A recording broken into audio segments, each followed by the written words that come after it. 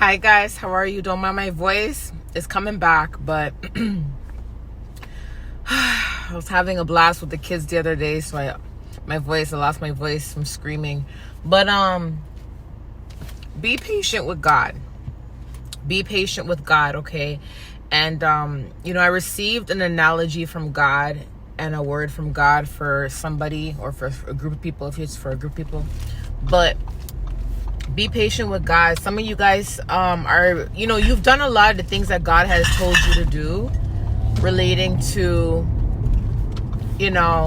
obedience, cutting ties with certain people. You went through a separation period. But I want to remind you something about God.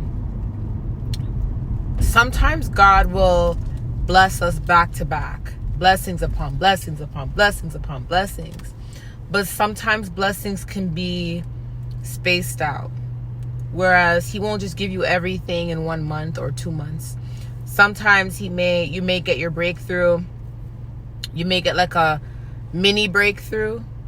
I'm not gonna say small because no blessing is small, but it may be like a mini breakthrough. Like maybe like you just got a job in February, and then you finally get your new place in July, and then you finally get your new car or ministry in October. Right? Sometimes you'll get your breakthroughs spaced out, but sometimes he will give it to you all at once, right? Where it's blessings upon blessings upon blessings. But God wants me to remind someone to be very patient with him, because there's certain things that still need to be cleared away, that need to be cleaned up. Sometimes when we change our life, when we start walking with God, sometimes we think, okay, God, I changed my life, I converted, I'm wholeheartedly walking with you, I'm taking my walk seriously. Now, where's my breakthrough? It won't happen overnight. Also, remember that some of us, we have to unlearn certain things in order for God to upgrade us.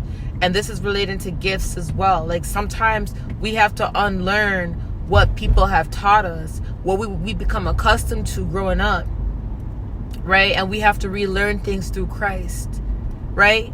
And the analogy I'm going to give you relating to that is like a clean fridge.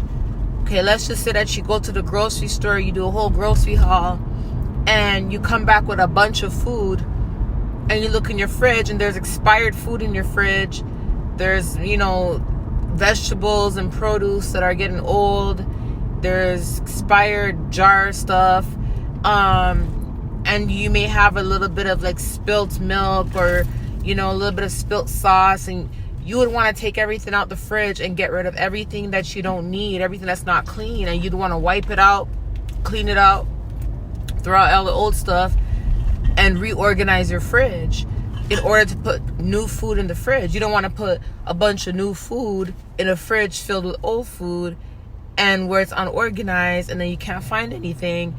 And you don't want to put, new vegetables in a basket with expired moldy vegetables, because you're going to mess up the new vegetables, right? So God is like that with us. He wants things to be organized. He wants things to be according to his plans. Like his plans are to prosper us, not to harm us, right? So trust the process, trust his timing for you, and do not be afraid of the change and the healing.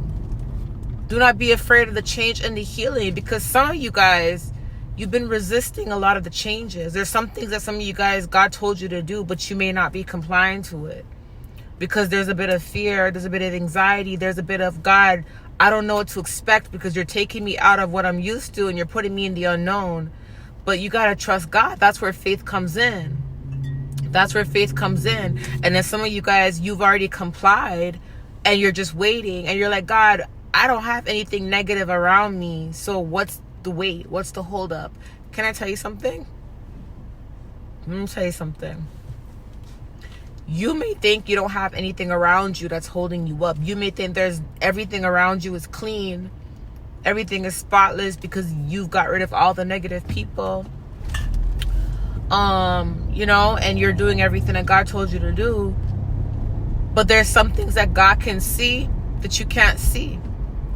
There may be some things about your personality or some things about your ways, your traits that you got to break free from. You see what I mean? It may not be the external. It may be within you. Something that God wants you to break free from. Let me give you an example of that. Let's just say you move into a whole new clean house. You go and look at a house. You like it. It's clean. You're like, I want it. I want to buy it. And you finally move in. All your furniture. But you never went over the cleaning. You're just moving into the new house. And you're just moving everything in. But you never really went over everything to make sure it's actually clean. Right? So if you put a blue light on, you know those blue LED lights, you would see splatters on the toilet that you couldn't see without the light. You would see things on the wall. You would see things on the carpet that you wouldn't be able to see without the blue light, right? That's why many of us, when we move into a new place, whether it's a home or an apartment, we all, even though it's clean, we still go and clean it again before we move in. Like we go back and we wipe the kitchen counters, we wipe out the fridge, we wipe the toilet. Even though it looks clean, we go over it because we clean it to our standards. It's clean already, it looks clean, but we go over it to clean it to our standards. God is still cleaning you out to his standards. To his standards. Now, you're not supposed to be perfect. No, you're not supposed to be perfect. None of us are. But believe that there's certain things that God may see that you may not see, that he has to clear away. It could be a spirit. It could be a generational curse. It could be something about your, what you have to break free from mentally, something that you grew up on or what you're accustomed to, right? Everyone's situation's different. But I wanted to just let you guys know that God said, embrace the change, embrace the journey. Don't resist the change for those who are not complying to his instructions because you are afraid of the unknown. You cannot get to where God needs you to be if you don't trust him, if you don't have faith in him. Yeah, you're going to probably go through a wilderness period. We've all had to go through wilderness period. Many of us. But it doesn't last long. It doesn't stay like that. You get what I'm saying? It doesn't stay like that. The wilderness is what actually strengthens us. It's what actually builds our faith, right? So embrace the healing, embrace the changes. It may feel uncomfortable, but you'll get used to it. You'll get used to it. For those who are complying to what God told you to do, but you're still like waiting.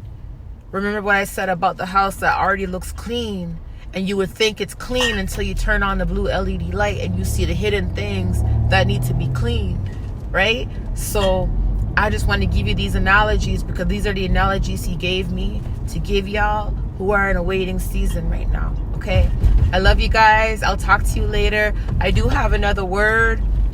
I may just give it to you right after this, but I have to pick up my kids from basketball, so I may record it later on. I may record it tomorrow. But anyways, I love y'all. Be safe, okay? Be safe. That's a whole nother word. I was gonna say something. That's a whole nother word. I'm gonna just do a separate word. Anyways, love y'all. Bye.